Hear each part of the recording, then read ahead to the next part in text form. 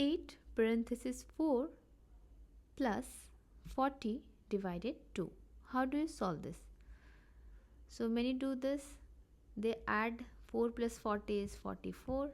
Then 44 divided by 2 is 22. Then 8 times 22 is 176.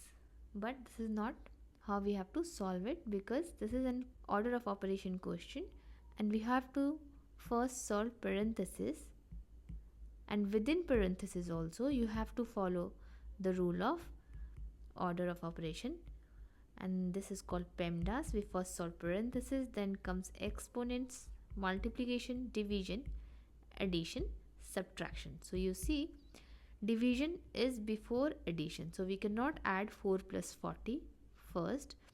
Within parenthesis also you have to follow the rule of PEMDAS. So it will be 8, then parenthesis 4 plus, you have to do division first because division is before addition.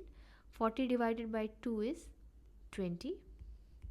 Now within parenthesis we have addition, so 8, then parenthesis 4 plus 20 is 24. Now writing it like this means 8 is multiplied to 24. So answer is 192. What is your answer? Let me know in the comment section. Thanks for watching.